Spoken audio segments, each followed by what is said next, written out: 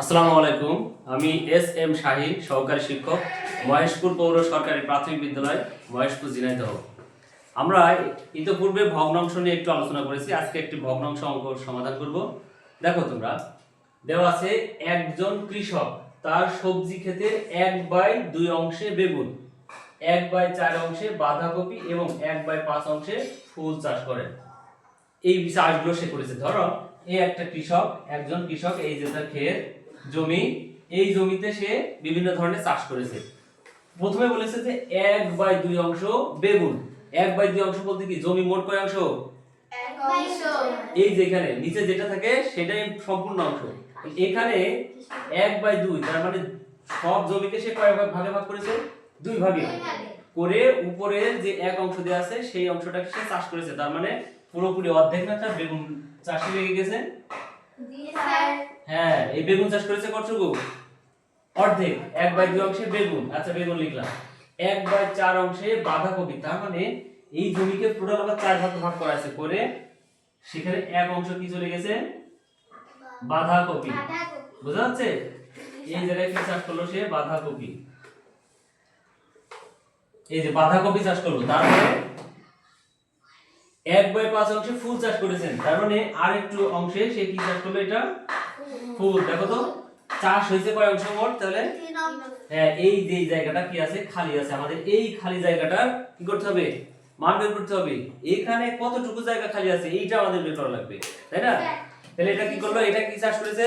বেগুন। এটা বাঁধাকপি। এটা ফুল। আর এই জায়গাটা খালি। ওকে, এইটার মান নির্ণয় করতে হবে। এখন বলছে যে প্রথম প্রশ্নে বলছে যে কৃষক তার ক্ষেতের মোট কত অংশ চাষ করেছেন। এই এক বেগুন চাষ, বাঁধাকপি, ফুল সব যদি এক করা হয়, এইটা জমির পরিমাণ কম হবে না বেশি হবে? বেশি। গুড। আর বেশি হলে কি করতে হয় আমরা জানি? ফাইন। তাহলে আমরা দেখো লিখতে পারি যে বেগুন 1/2। হ্যাঁ, আমি এখানে বেগুন লিখছি না, তোমরা লিখে নিও। এখানে লিখছি যে মোট চাষ করেছেন। মোট 1/2 যোগ 1/4 যোগ 1/5। আর আমরা জানি ভগ্নাংশের যোগ বিয়োগের নিয়ম কি? প্রথমে হরগুলো কি করতে হয়? লসাগু করতে হয়। প্রথমে হরগুলোর লসাগু। 2 4 5 এর লসাগু কত হতে পারে? 20 হবে। 2 4 হ্যাঁ 20 হবে। কত? 20। 2 4 5 এর লসাগু 20। আচ্ছা বলো, এই 20 কে এবার 2 দ্বারা কি করব? ভাগ করব। উপরেরটার সাথে কি করব? গুণ। আচ্ছা, তাহলে 20 কে 2 দ্বারা ভাগ করলে কত হয়? 10। 10 একে 10। গুড। 4 দিয়ে 20 ভাগ করো। 5। 5 একে 5 যোগ 4 পাশে 20। 4 হলো, সেই 4 একে 4। দেখো কত হলো?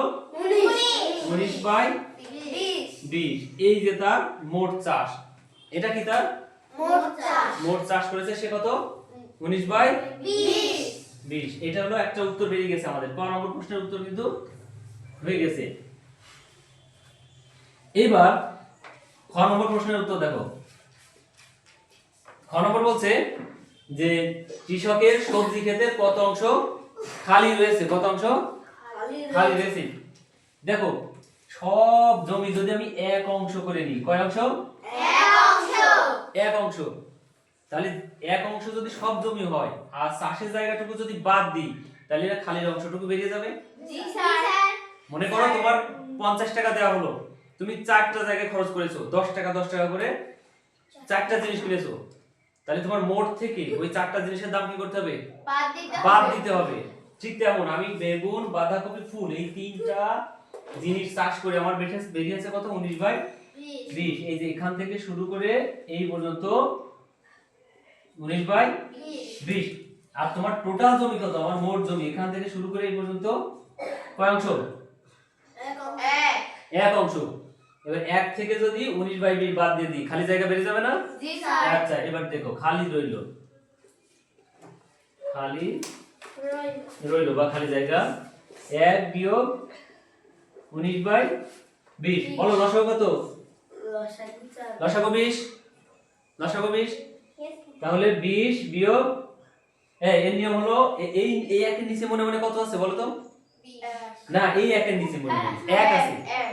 1/1 মানে শুধু এক মানে নিচে মনে মনে এক আছে। সেই এক দিয়ে যদি 20 এর ভাগ করো কত হয়? ভাগ কর 20 হয়। 20 দিয়ে উপরের সাথে গুণ করলে 20 একে 20 মাইনাস এই 20 এ 20 এ ভাগ করলে 1 হয়। সেই 1 দিয়ে 19 এর গুণ করলে 19 একে 19। ব্যাস 20 এর ভিতরে 19 বাদ দাও কত? 1। তাহলে 1/20 খালি জায়গা বেরিয়ে গেছে। মোট চাষের জমি বেরিয়ে গেছে। আচ্ছা, কারো কোনো সমস্যা আছে অঙ্কে? না, এই দেখো এখানে আমরা গ্রাফিক্স এর মাধ্যমে দেখিয়ে দিয়েছি। ঠিক আছে? আচ্ছা, এই রিলেটেড যদি যত অঙ্ক আছে পারবে না এখন? ওকে, ভেরি গুড।